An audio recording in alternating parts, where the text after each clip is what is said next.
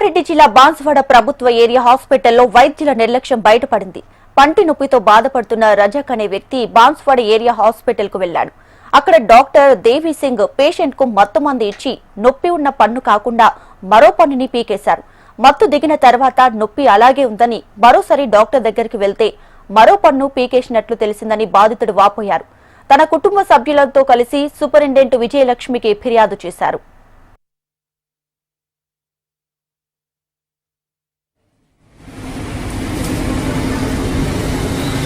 कल आके दाल निकाल लेना होगा वो कल आए आके दाल निकाल दे के इंजेक्शन दिए तो हिल रहा था। तो जो दाल हिल रहा था वो ऐसा करके जो बंजी मैंने अभी नीचे पड़ी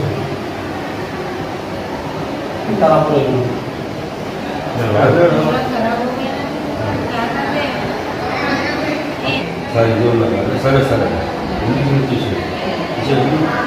ఇంజక్షన్ అది ఇచ్చేస్తారు కదా, ఇచ్చిన అది ఏం చేస్తుందో ఏం చేయమన్నది మనం తెలియదు కదా. సాయంత్రం దాకా అది తగిన తర్వాత కావడం తీసేసి చూసినాను. ఇప్పుడు అయింది కదా తీసుకున్నాను చేయడం కానీ మళ్ళీ. కామారెడ్డి జిల్లా బాన్సువాడ ప్రభుత్వ ఏరియా హాస్పిటల్లో వైద్యుల నిర్లక్ష్యం బయటపడింది. పంటి నొప్పితో బాధపడుతున్న రజక్ అనే వ్యక్తి బాన్సువాడ ఏరియా ప్రభుత్వ హాస్పిటల్ కు వెళ్లాడు.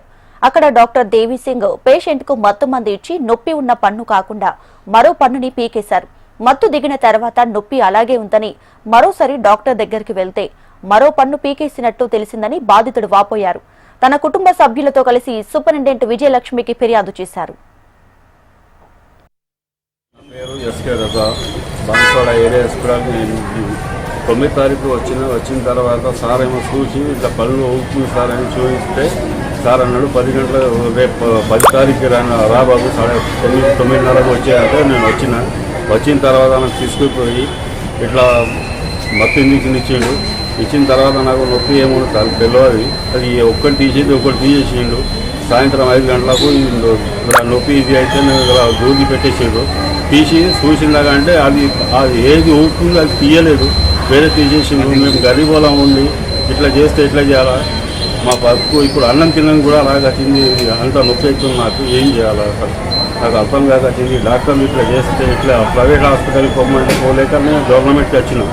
అసలు ఇట్లా చేస్తే మేము ఎక్కడికి పోవాలా, ఏం చేసుకోవాలని